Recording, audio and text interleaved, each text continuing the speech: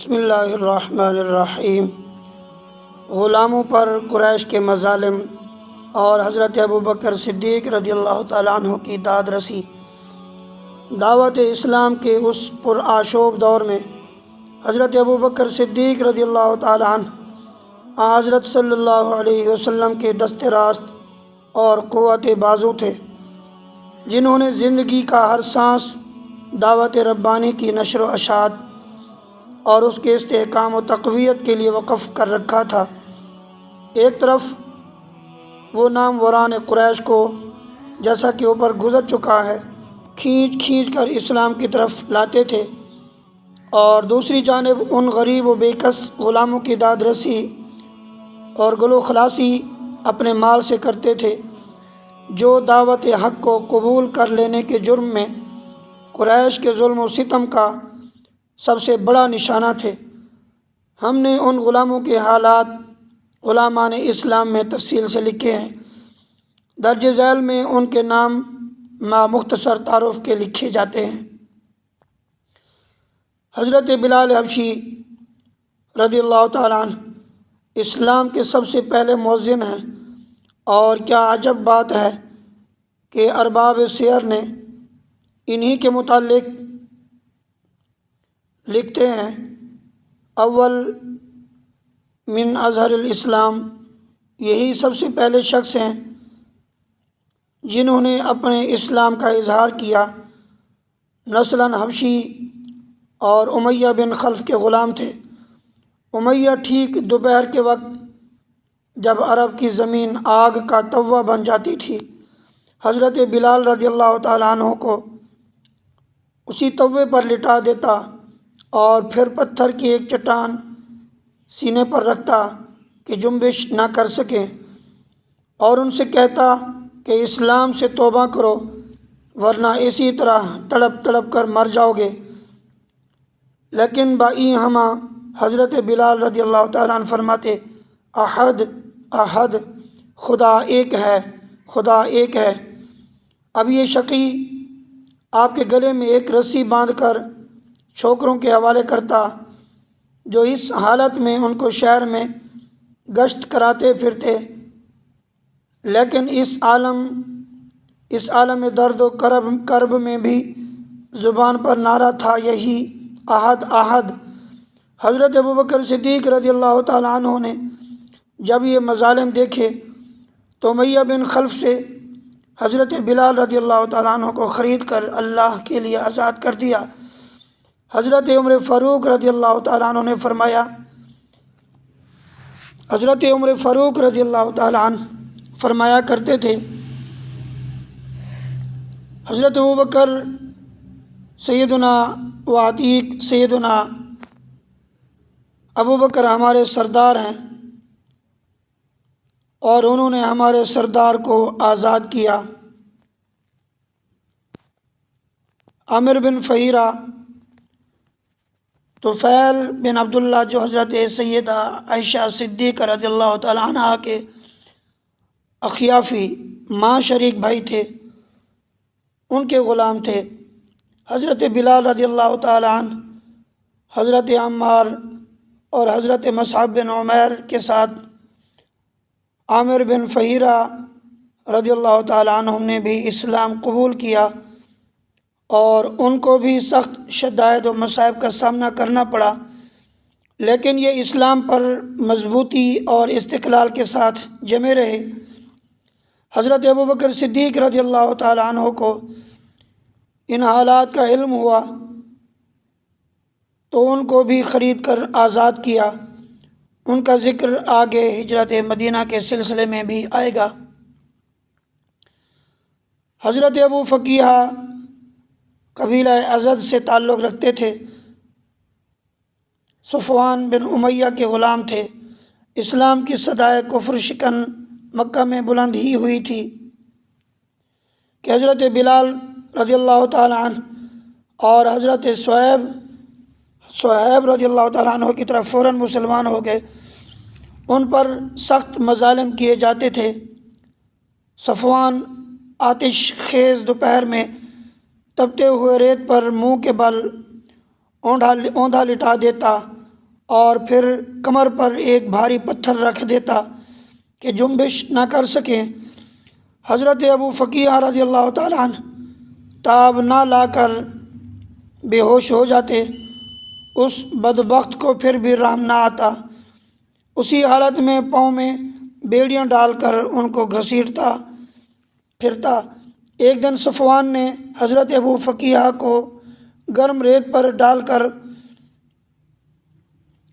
ان کو اس بے رحمی و بے دردی سے مارا کہ ان کے مر جانے میں کوئی کسر باقی نہ رہی تھی۔ اتنے میں حضرت ابوبکر صدیق رضی اللہ تعالیٰ عنہ کا ادھر سے گزر ہوا۔ حضرت ابو فقیہ رضی اللہ عنہ کو اس حالت میں دیکھ کر بے ساختہ جی امنڈ آیا، فوراً ان کو خریدا اور آزاد کیا۔ حضرت لبینہ یا لبینہ رضی اللہ تعالی عنہ حضرت عمر فاروق رضی اللہ عنہ کے گھرانے کی باندھی تھی۔ ابھی حضرت عمر اسلام نہیں لائے تھے کہ یہ مشرف با اسلام ہو چکی تھی۔ حضرت عمر کی درست مزاجی مشہور ہے، اس غریب کو اس بے دردی سے مارتے تھے کہ مارتے مارتے تھک جاتے تو کہتے تھے میں ذرا دم لے لوں تو پھر ماروں گا، لیکن حضرت لبینہ رضی اللہ تعالیٰ عنہ نہایت استقلال و پامردی سے جواب دیتی اگر تم نے اسلام قبول نہیں کیا تو اللہ اس کا بدلہ لے گا۔ حضرت زنیرہ رضی اللہ تعالیٰ عنہ یہ بھی حضرت عمر رضی اللہ تعالیٰ عنہ کے گھرانہ کی باندھی تھی۔ اسلام سے قبل حضرت عمر ان کو بھی بہت ستاتے اور پریشان کرتے تھے۔ ابو جہل نے ایک مرتبہ ان کو ایسا مارا کہ ان کی آنکھیں جاتی رہیں۔ حضرت لبینہ حضرت زنیرہ کے لیے کیا یہ شرف کچھ کم ہے کہ ان کو حضرت عمر فاروق رضی اللہ تعالیٰ عنہ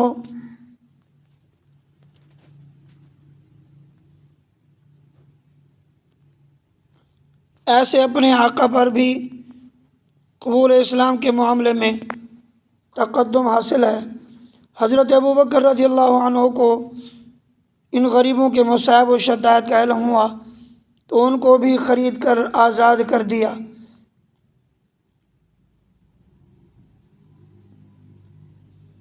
حضرت نادیہ اور ام عبیس یہ دونوں بھی کنیزیں تھیں۔ قبول اسلام کے جرم میں ان پر بھی سخت جبر و تشدد کیا جاتا تھا۔ آخر صدیقی جود و کرم کے دستے غریب نواز نے ان ستم رسیدوں کو بھی غلامی سے نجات دلائی۔ طبرانی نے حضرت عروہ سے روایت کی ہے کہ حضرت ابوبکر صدیق رضی اللہ عنہ نے جن غلاموں اور کنیزوں کو اپنے روپیے سے خرید کر آزاد کیا ان کی تعداد 7 ہے، لیکن ہمارے خیال میں اس خاص معاملے میں حضرت ابوبکر صدیق رضی اللہ تعالیٰ عنہ کو عام شہرت حاصل تھی۔ وہ اس بات کی دلیل ہے کہ اصل تعداد 7 سے کہیں زیادہ ہوگی، لیکن چونکہ اور دوسرے غلاموں اور باندیوں کو یہ شہرت حاصل نہیں ہو سکی، اس بنا پر وہ شمار میں نہیں آئے۔ حضرت ابوبکر صدیق رضی اللہ تعالیٰ عنہ کی یہ فیاضیاں خالصتاً لوجہ اللہ تھیں۔ ایک مرتبہ ان کے والد ابو قحافہ نے کہا ابوبکر تم زیادہ تر عورتوں اور ان میں بھی بوڑھیوں کو خرید کر آزاد کرتے ہو، بھلا یہ تمہارے کس کام آئیں گی؟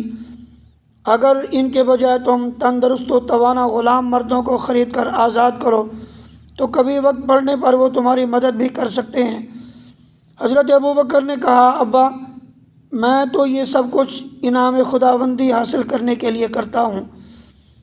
اسلام جس نے آگے چل کر اقوام عالم کی تاریخ کے دفتر الٹ دیے، اس کے سب سے پہلے علمبردار حامی اور جانثار کون تھے؟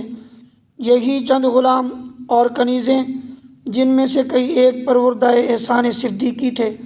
رحمت عالم کو ان کی دلجوئی اس حد تک منظور تھی حضرت ابوبکر صدیق رضی اللہ تعالیٰ عنہ کی زبان سے بھی ان کی حق میں کوئی ایسی بات نکل جاتی جو ان کے لیے آزردگی کا باعث ہوتی تو حضرت صلی اللہ علیہ وسلم حضرت ابوبکر صدیق رضی اللہ عنہ کو فوراً متنبہ فرما دیتے تھے۔ چنانچہ ایک مرتبہ ابو سفیان مسلمان ہونے سے پہلے حضرت سلمان فارسی، حضرت بلال حبشی، حضرت صہیب رومی کے پاس سے گزر رہا تھا کہ ان تینوں نے اس کو دیکھ کر کہا، اللہ کی تلوار نے اس دشمن خدا کی گردن نہیں اڑائی۔ اس وقت حضرت ابوبکر صدیق رضی اللہ عنہ بھی کہیں پاس ہی تھے۔ یہ سن کر بولے، تم لوگ قریش کے بزرگ کی نسبت ایسا کہتے ہو؟ پھر حضرت ابوبکر صدیق رضی اللہ تعالیٰ عنہ حضرت صلی اللہ علیہ وسلم کی خدمت میں حاضر ہوئے اور اس واقعے کا ذکر فرمایا تو آپ صلی اللہ علیہ وسلم نے فرمایا، ابوبکر تم نے شاید ان غلاموں کو خفا کر دیا، اگر ایسا ہے تو گویا تم نے خدا کو ناراض کر دیا۔ حضرت ابوبکر صدیق رضی اللہ تعالیٰ عنہ یہ سن کر فوراً پلٹے اور تینوں سے آ کر کہا، میرے پیارے بھائیوں، کیا میں نے تم کو ناراض کر دیا ہے؟ انہوں نے جواب دیا، نہیں، ہم خفا نہیں ہیں۔ اے بھائی، اللہ تعالیٰ تمہاری مغفرت فرمائے۔